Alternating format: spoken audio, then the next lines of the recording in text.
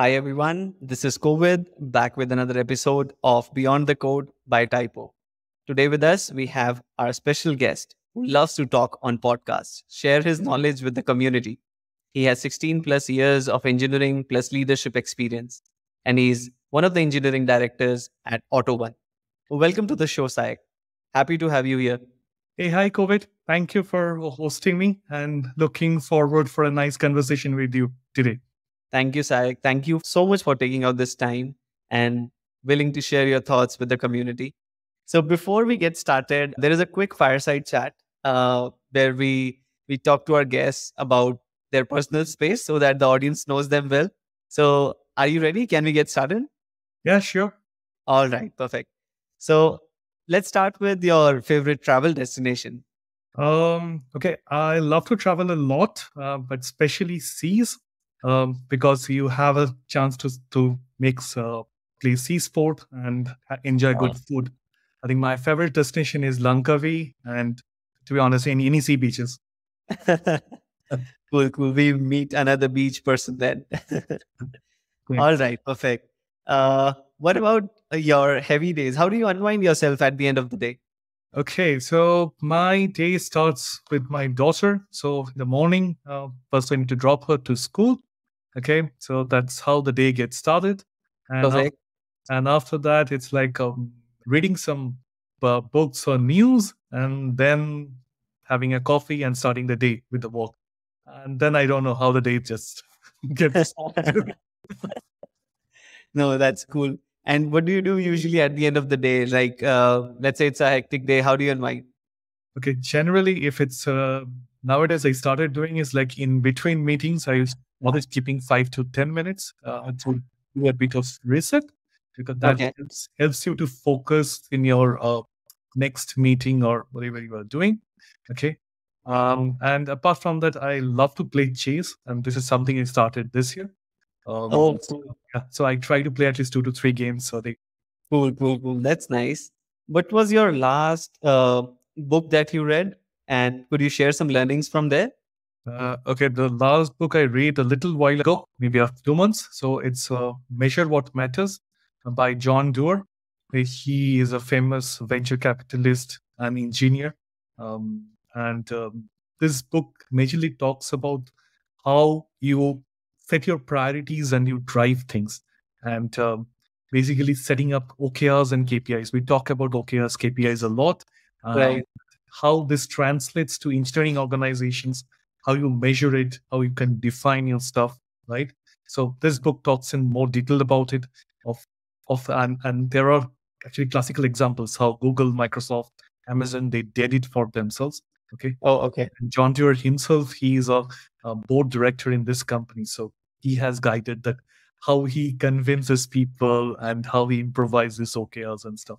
So this is a great learning because as engineers, we often see that there are company goals that, hey, I want to increase revenue stuff and all, but how this translates to engineering orgs is something gets lost. And this book is a great guidance for that. Amazing. I think we'll talk about this in the later part of the show also. I think I have a few questions there. But let's get started.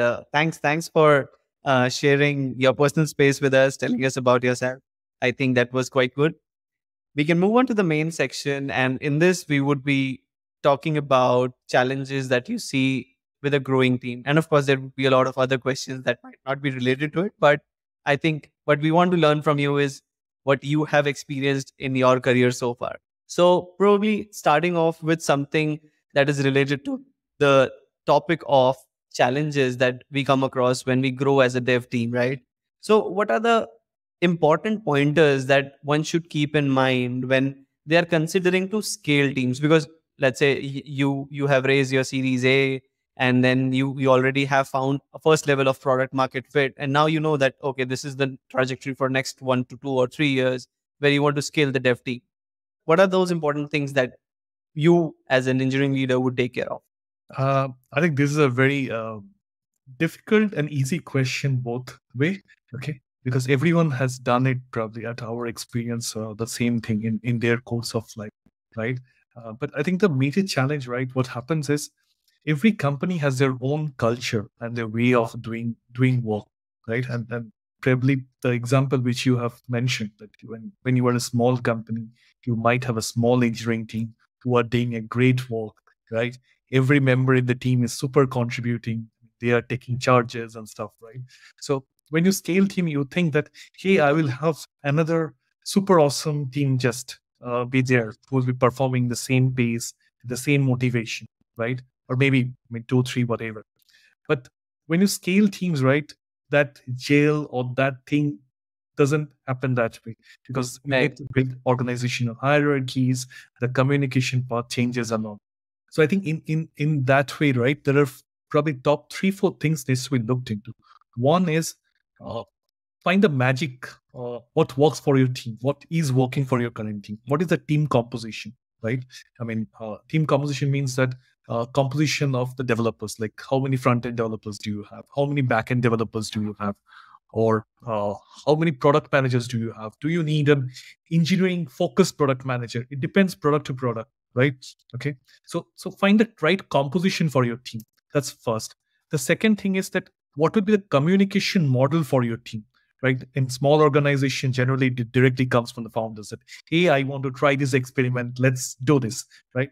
When teams are small, the founders sit with the developers, maybe in some cubicle, start saying, hey, let's do some blackboarding, whiteboard sessions, and we start Yeah. doing. But when you scale teams from maybe 20 to 50, 100, doing such whiteboard sessions always is not possible. So how you set up the communication model to flow the ideas top down and effectively, that matters. Okay, I think the third part is we scale team with some hope that I will meet some goals, right? So Yeah. Yeah. it's important to set up those goals and objectives and set up clear expectations before the teams that, hey, I expect this from you. Otherwise, the objectives are lost at the point that we have a big team and then start saying that the priorities change. I mean, what is like the must have versus nice to have somehow gets diluted when teams grow. So setting up the right OKRs, KPIs, these things matter, right? And and I think the other part is that when you are small, your teams at times are very autonomous. So it's very important that how your team composition um, and this communication and leadership is structured so that the autonomy of the team is not lost. It should Right. be very That's hierarchical and stuff, right? And apart from this, I think the other thing comes up, right? When your teams grow, there is a inherent challenge of bottlenecks, right? With the DevOps, IT, and other things, right? And the things where we are supporting a 20-member dev team is much easier, or much easier than when you have a 100-member or 200-member team, correct. which asks for automation. So, which means that at an early stage, if you look for all those automation scopes, that these are the areas, these are the things I need to automate. It's not only about the CI/CD pipelines. It can be as simple as onboarding a team member, right? Onboarding a team member and creating his accounts across all the systems, right? How you can onboarding that simple. I mean, what are the devs you can support? How quickly a developer can onboard because someone cannot Makes sense. sit next to him and all. So I think building that automation around it. So I think these are the major things which people learn while doing, like when you are really scaling the team. Right. And definitely there are other challenges like hiring, the internal conflicts, growth, and other stuff. But I think these are the major Four things. important pointers. Makes sense. Yeah. I think one point really intrigued me. Like when you're scaling, you just have to make sure that the processes, the communication together should be like shaped up properly when the team is scaling, right? It is very important. But how would you define that you don't end up overdoing something, right? So while you're scaling the teams, that's not the only goal. The goal is also to deliver the products, the features, right? At that point, you also have to be cautious about that you don't end up doing or overdoing things, right? So let's say, how would you approach this part where you have to ensure there is automation at the right places, there is communication channel set up in the right mode? So can you just give us a few examples how you dealt with some of this situation, like just to get more relatability in the situation? Yeah. See, to be honest, there are different ways to do this. There are different approaches, right? And when you get in leaders, like when you scale teams, when you get in leaders, it's always not so good that you force some specific processes on them, right? That maybe you follow agile Kanban or this metrics and all. But what I feel is that when you say this entire process, right, at the end of the, what is it like? It's like there is an idea which comes, someone needs to define that idea, that what I want to expect from it, maybe some mock-up screens and all. Then you define some KPIs from it. Then there is a tech spec, design, testing, and finally get it released, doing some A/B testing, right?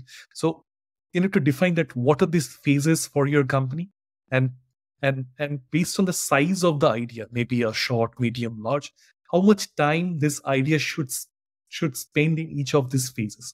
Let's say ideation phase can be 2 to 3 days for a small scale feature, but maybe 2 weeks for a big size feature, right?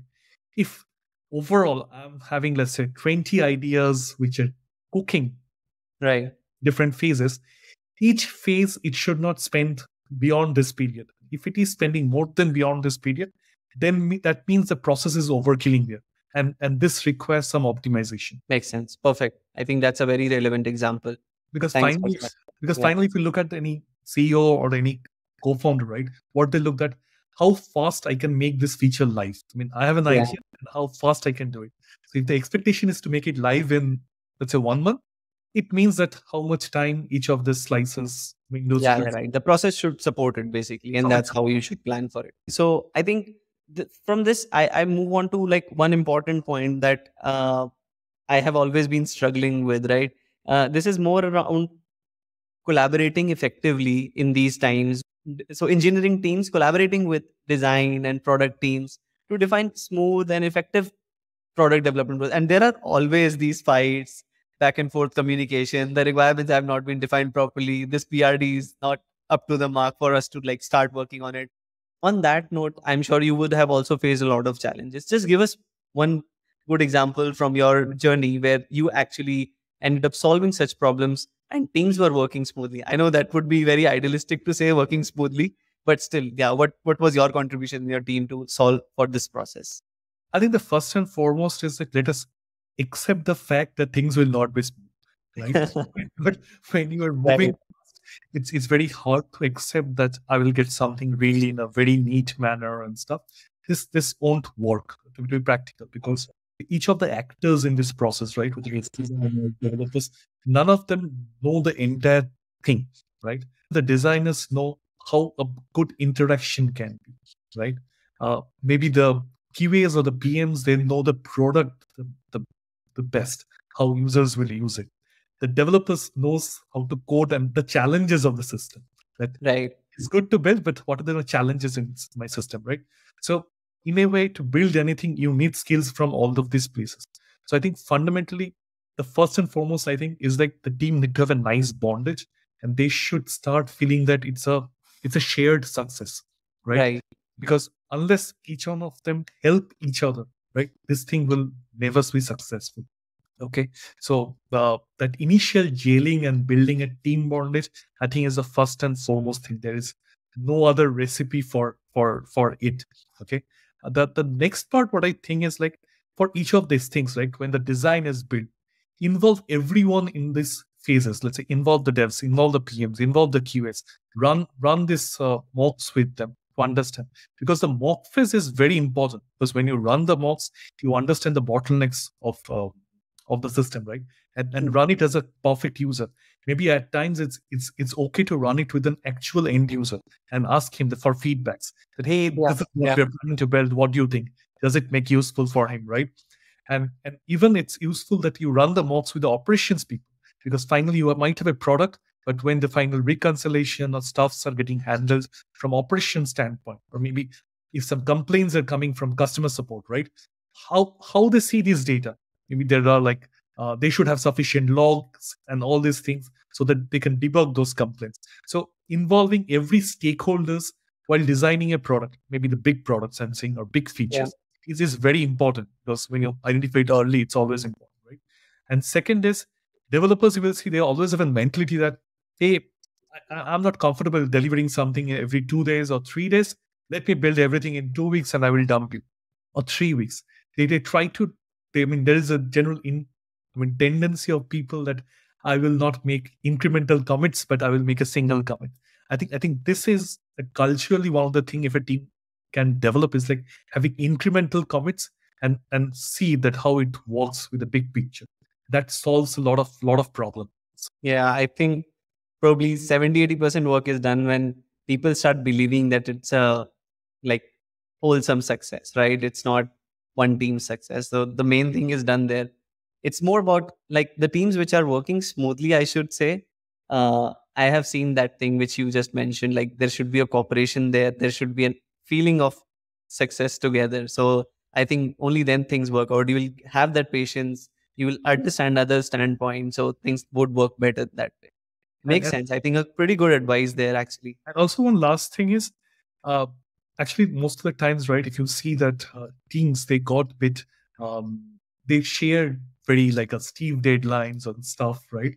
Because there is a sense of fear.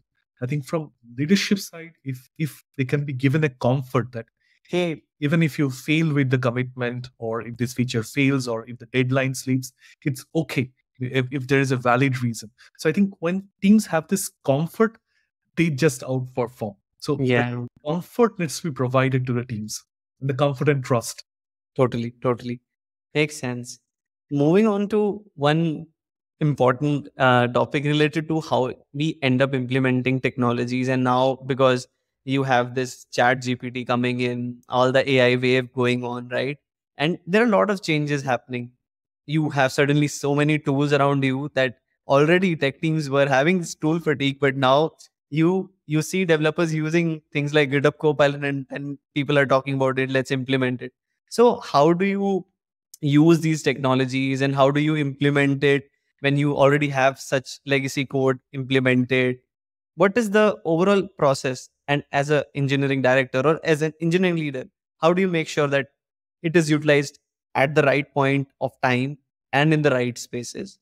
Okay, so first of all, if you look at with the introduction of ChatGPT and generative AI in the last 6-8 months, it has been a total disruption, right? Yeah, All these days, what we have been hearing of AI probably from some very specialized teams. This is no more a specialized team. Nowadays, everyone started using, exploring, and every morning when you open LinkedIn, you will see that someone posting that these are the top 20 AI tools to be used, right? So there is a like a huge blast of ideas and usage. And to be honest, no one, I think everyone is adapting. So there is no defined strategy as of now that if you follow this strategy, this will give you success, or this results you can achieve. So I think at this point, what is important is identify, first of all, for your organization, what are the bottlenecks and where you think AI can optimize. Okay. So let's say the example which you said, um, we all are thinking that it's code assistant. It can be code, right.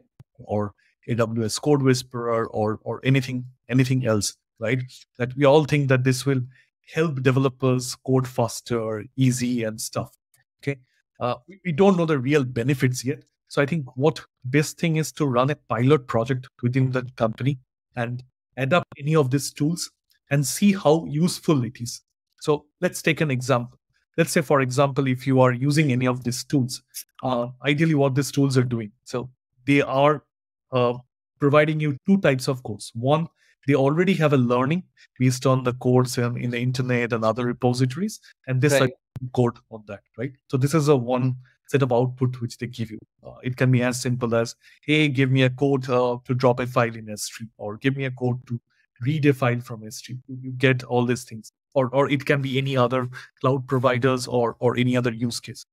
The second is where it's more tricky.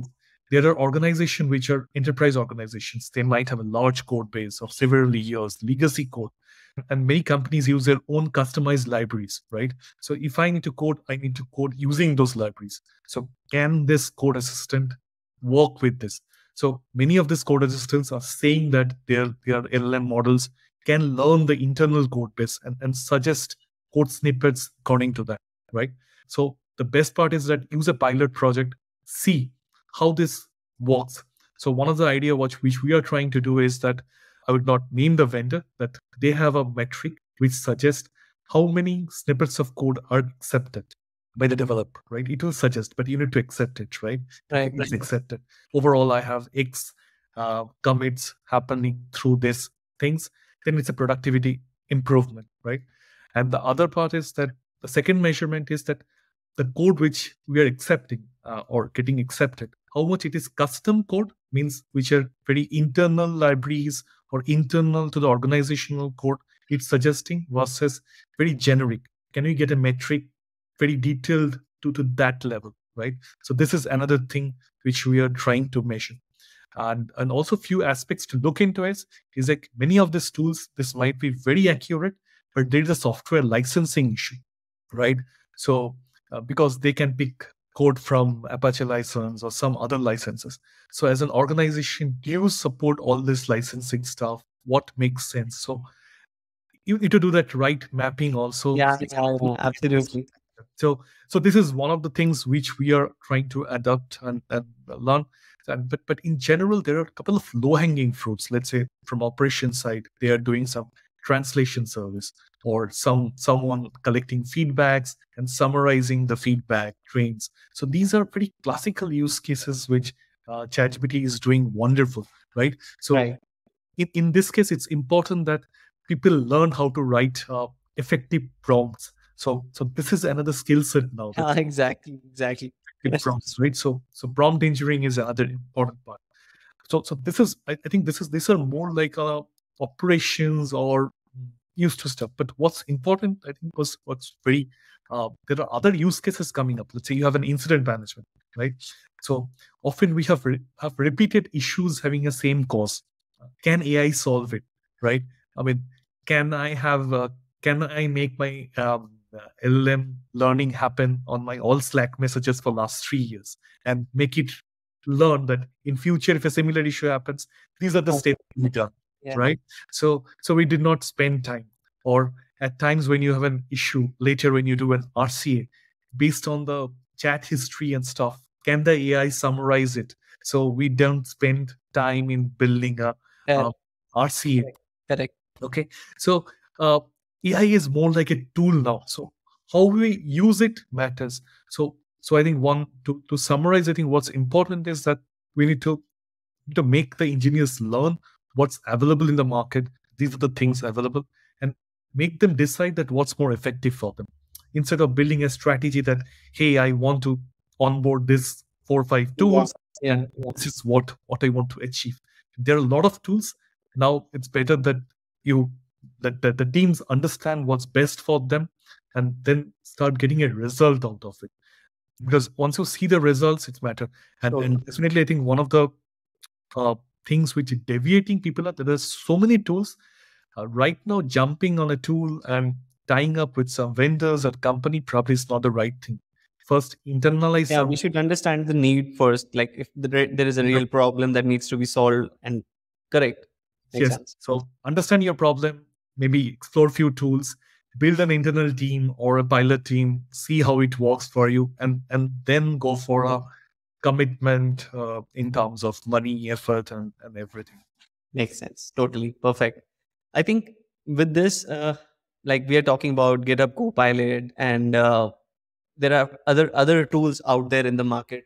There are a lot of times, not just with AI, but even before that, there is always a question of whether to build something. Let's say you have a problem, you want to like solve it with productization, you want to have a product for that. How do you go about making that decision of building in-house or buying it from a vendor? How do you take that decision usually? Okay, so probably I will frame this question a bit. Yeah, more. please go ahead. It is like a build versus buy versus run. Okay, because when you maybe buy a software, you are also running the software for a longer term, right? So there is a cost in running the software, whether it's built in-house or out. Right, so right. let's come to that point. So first of all, like whenever you build a product or build a tool, right? I think what's important is that every company has its core offering. Let's say if it's an insurance company or a fintech company, that's their core, right? But as a general IT company, nowadays we need to do a lot of generic functionalities. Let's say you need let's say a message provider, which is responsible to sending SMS or maybe WhatsApp messages, emails and stuff, right? So do you need to build it in-house, or do you want to tie up with some company and use their services for the same. There are many such things. It can be a payment gateway. It can be a this kind of a messaging service, email service provider, and whatnot. So I think what's important is that it's a fundamental strategy that as a tech company, I will only solve my core problems or my core business cases, and rest all I will outsource, or I will tie up with someone else, right? Because this helps in prioritizing your focuses. Okay, so this is one of the strategy which can be happen Totally makes sense. right. The next point is that okay, you strategize it. The second point is that how much cost it takes, right? At times there are solutions which can be built in-house and it's much cheaper to build. Right. So it might be worthy to build it in-house. I can take a small example like a tiny URL. So if you are building emails and you need a tiny URL, there is a cost. It's a very minimal cost, but do you want to build it in-house, right? Maybe the cost value proposition, like is it really? Yeah. Okay. I think the third part is which I was saying the run. When the organization is small, if you take a software, it often won't pinch you much. Let's say you buy a software for 50, 20 developers, €10 per month, it's great. But when your organization scales to 500 developers, then it's gonna be starts pinching you. Yeah, right. So this is something strategy that if you really have such a growth strategy and you feel that this might be a pinch, it's a decision how you want to plan that way.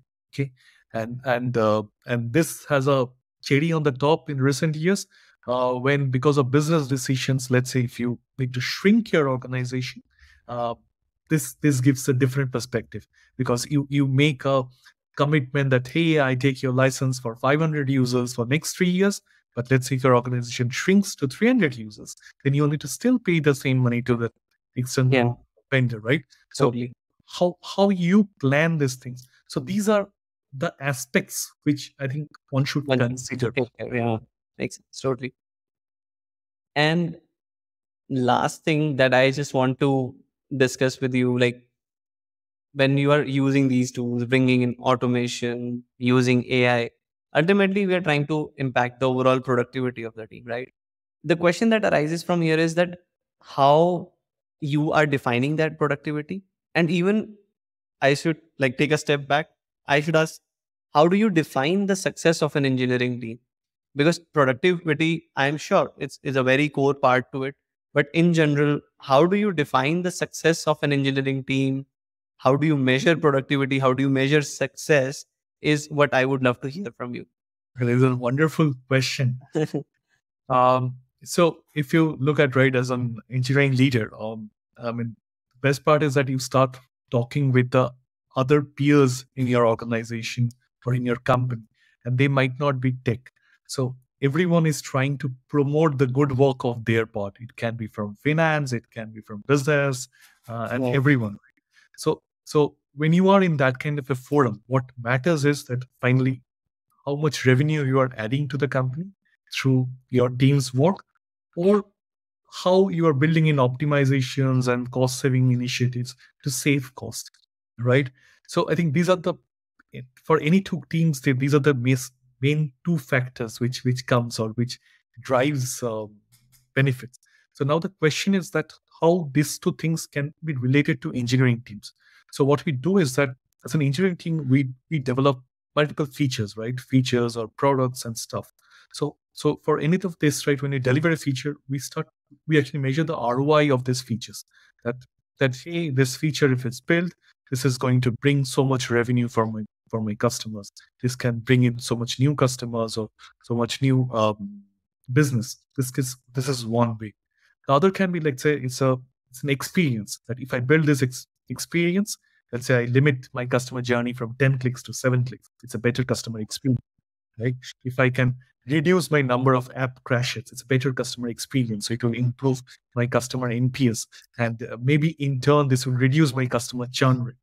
So what I said that first is definitely increasing revenue. Second is customer churn. And third is the cost savings. Like when you build softwares and stuff, there is an operational cost of running this software, which is purely an OpEx cost. I mean, which involves OpEx cost spent by the developers. It is OpEx cost of the the hosting the software. It can be in cloud and in-house. So what are the optimizations can be done to save those costs around? Because because as developer teams, they keep on adding features, right? And if we keep on consuming the hardware resources, this cloud cost, your cloud cost will be also linear, and Yep. it would happen, right? Because every organization need to limit our cloud cost so that we limit our cloud cost to some budget. Correct. Right. So what are the optimizations which can be done to limit those? There can be strategic decisions that, hey, we will build services with serverless versus microservices based on the volume and other tech factors, right? So these are the aspects which needs to be taken in. So anything when we build, I generally try to categorize into these 3 buckets, right? Totally makes sense. And also the third part is, I think, is an innovation, because innovation can give you something which you cannot maybe measure upfront. Maybe the code assistant one which we discussed, right? We don't know the direct outcome of it right away before investment, right? So we should keep some bandwidth for innovation, because otherwise you might lose the train. It depends from organization to organization, but I believe at least 10 to 20% efforts to be spent on innovation so that we don't miss the bus. Totally. When you say these goals are kind of, I would say, broad goals to understand, and of course, everyone should have a realization towards it. First question that comes to my mind is that when developers are actually working towards building the product, and product is, of course, related to these business metrics of customer satisfaction, revenue, saving cost. Maybe saving cost is something that they can also see in the GCP bill or the Azure bill or AWS, right? But the other 2 factors are kind of indirect, right? Like when you write the code, you complete your sprint, you don't really end up looking at the goal of customer satisfaction immediately, because the feature is rolled out, then you will get. So the feedback loop is, first of all, little time taking, and then it is kind of indirect also. So how do you like motivate developers, or like ICs for that matter, to be feeling the same as a product guy would feel, or a sales guy would feel in a business? What do you usually do to do? Okay, I think I got it. Fun. I think that what's important is, right, that every individual in an organization, they have some counters and metrics to measure Right. for their work, right? So when what we do is, let's say in one of my previous company, let's take an example. We were managing a payment gateway, right? So in a platform, if everyone is doing payments every day, it's all good. It's like you're not making a lot of changes in a gateway every day. So the motivation level of people come down, that, hey, it's a software, it's running as usual. What new shall we do here, or what's the scope, right? Yeah. So what we started doing is that we started developing the funnel, the gateway. How many people are adding their items in the cart, then clicking in the card details, and finally making a payment, and then the successful payment at the end of the day, right? It's the funnels, the full steps, right? Right. So we started measuring that in this full funnel, what's my accepted daily users in each of the stages of the funnel, okay, and average it out over a month. So, and every day, if any of these counters are dropping, then there is something wrong. Let's say if I expect 200K people to visit my payment site, right? Okay, so if all of a sudden I have a 10K, then there is something wrong. So we had counters like, I expect so many successful payments per day, right? And this will be my success percentage. So end of the day, this report comes in that, hey, my conversion should be 80%, payments should happen successfully. So all of a sudden, if it's 67%, that means there is something wrong in the platform, and the developers are responsible for it. Okay. And this in turn comes to the operational metrics, right? The system uptime, the API success rate, the TPS of stuff, and all those things. So what I try to mean is that if you give an user experience metric and then let developers decide that what are those internal metrics in the tech architecture they should measure. It can be the APIs, it can be the Google events, it can be anything. But let them take that call. Don't tell them how to do, but tell them what to do. Yeah. Cool. I think that makes a lot of sense. So I think this is great. Maybe one last thing that I just want to talk about is, how are you looking at the in general efficiency of your engineering team members? So defining success with these goals and OKRs and initiative OKRs, right? So that's, I think, setting the fundamental for anyone to be motivated and deliver towards what the business is actually needing. But do you follow any practice? Like, I should change my question actually. Do you follow any practices, or do you do the efficiency measurement using metrics like Dora or something? Uh, we don't do any specific those kind of metrics, but what we try to do is that generally, like which I was saying, that in a quarter we have an expectation that in a quarter we will deliver so many features, right? So many large size, so many yes, blah blah blah, right? So we try to expect that if a team is able to deliver that, okay, those many size, so that's more important. And Okay. then the other part is that, as I said, that since we try um, to just get the developers, PMs all together, the focus is more towards the outcome, Outcome makes sense. right? And I think that motivates the team more instead of forcing that, hey, I develop so much story points, velocity. Yeah. Because at the end of the day, if there is no outcome, nothing matters. Right. No, totally makes sense. Cool. I think this is amazing, Sayak. It was a lovely chat. I think I learned a lot, and probably our audience also learned a lot from it. So, what we can do is we can have another session with you sometime, like where we can have a part two to this episode and talk about more such engineering topics. It was really, really nice talking to you. Thank you so much, COVID, for hosting me. And this was tough questions, and all these questions are very close to my heart. And it was lovely sharing with you. No, your insights were really amazing, I must say. So, thank you. Thank you. Have a nice evening. Yeah. You Bye. too. All right. See you.